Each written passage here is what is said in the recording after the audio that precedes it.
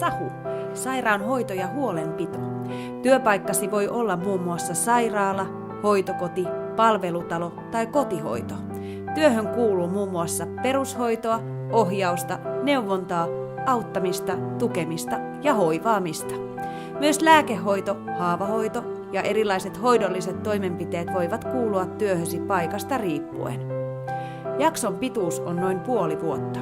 Siihen sisältyy 2 5-7 viikon työssäoppimisjaksoa sekä sovitut ammattiosaamisen näytöt tai tutkintotilaisuudet.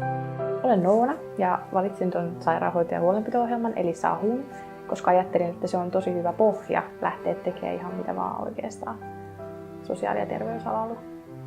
SAHUa mainostettiin hirveästi, että se on tosi vaativaa ja rankkaa ja nyt ei se kyllä mun mielestä ole, että se on tuntunut ihan tavalliselta tavallaan jotenkin jatkolta sille opiskelulle ja se on vielä ehkä jotenkin kruunannut tämän koko opiskelun sitten, että se on ollut semmoinen piste, mihin on huipentunut sit kaikki osaaminen ja oppiminen ja oivaltaminen ja onnistuminen. Opettajat puhuu siitä jotenkin niin, että se on näistä kaikista ohjelmista kaikkein vaativin, että siinä joutuu tekemään hirveästi töitä ja se jotenkin vaatii, että koulunkin kautta tavallaan tulee hirveästi tehtäviä ja sitten ne jaksot olisi jotenkin vaativampia, nuo työssäoppimisjaksot, kun nämä muut jaksot sitten olisi. Haastavaa tässä on ollut se, että työssäoppimisjaksot on niin pitkiä ja niissä on tosi kova tuntimäärä ollut, mutta toisaalta sehän on myös tavallaan antoisaa siinä, että on ollut ne pitkät jaksot, joissa on saanut sitten tehdä ja oppia sitä kautta. Antoisaa on ollut se, että on huomannut tässä tämän jakson aikana, kuinka se osaaminen on tiivistynyt siihen, että tavallaan että nyt minä osaan, nyt minä voin lähteä tästä jatkamaan, voin mennä töihin. Että se on se oma ammattitaito, se on vahvistunut hirveästi tämän aikana ja on saanut semmoista itseluottamusta.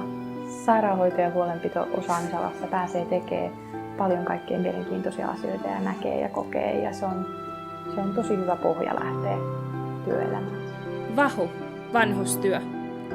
Työskentely tapahtuu vanhusten parissa. Muun muassa palvelutalot, hoitokodit ja kotihoito voivat olla työpaikkoinasi. Autat, tuet, olet läsnä vanhusten ja hänen läheistensä arjessa. Työsi kuva rakentuu perushoidosta ja lääkehoidon osaamisesta. Kuntouttava työote on tärkeässä osassa vanhusten arkea. Jakson pituus on noin puoli vuotta. Siihen sisältyy 2 5-7 viikon työssäoppimisjaksoa sekä sovitut ammattiosaamisen näytöt tai tutkintotilaisuudet.